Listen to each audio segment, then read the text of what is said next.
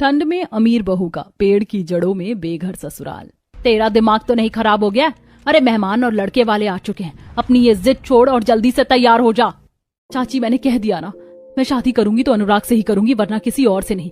आप जबरदस्ती मेरी सगाई नहीं करवा सकते।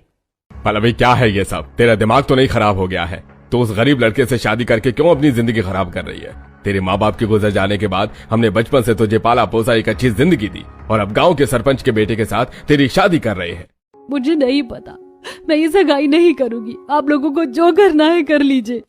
तुझे सगाई करनी ही होगी, अब चाहे प्यार से कर या जबरदस्ती के साथ। अनीता, इसे तैयार करके जल्दी से नीचे लाओ, सगाई का मुहूर्त निकला जा रहा है। अनीता जबरदस्ती पल्लवी को सगाई के लिए तैयार करने लगती है और उसे हॉल में लेकर आ जाती है, जहां पल्लवी का मंगेतर कार्तिक उसका बेसब्री से इंतजार कर रहा होता है। तो फिर सगाई शुरू करें बेटा कार्तिक, तुम पल्लवी को सबसे पहले अंगूठी पहनाओ।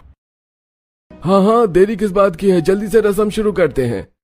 कार्तिक जैसे ही पल्लवी का हाथ पकड़कर उसे अंगूठी पहनाने ही वाला होता है कि तभी पल्लवी अपना हाथ पीछे कर लेती है। ये देख कार्तिक की माँ मेनका।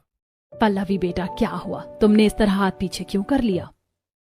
घबरा रही होगी ना, इसीलिए। चलो पल्लवी बेटा हाथ आगे करो।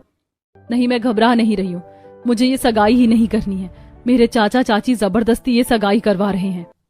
पल्लवी ये तुम क्या कह रही हो? मैं सच कह रही हूँ कार्तिक, मैं ये सब तुम्हें कब से बताना चाह रही थी, लेकिन इन लोगों ने मेरा फोन भी रख लिया था।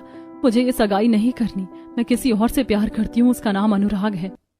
महेश जी, ये पल्लवी क्या कह रही है? आप इसकी जबरदस्ती शादी करवा रहे थे, और ये अनुराग कौन है? अनुराग इसी गांव का एक गरीब परिवार का छोरा है। मैं कैसे अपने भैया भाभी की अमानत उस गरीब के हाथ में दे दूं? देखिए महेश जी, जोड़ियां भगवान बनाता है, ना कि हम इंसान। अगर पल्लवी उससे शादी करना चाहती है तो इससे हमें कोई ऐतराज नहीं है। पल्लवी की शादी अनुराग से ही होगी। सरपंच जी, मैं आपका यह एहसान कभी नहीं भूलूंगी।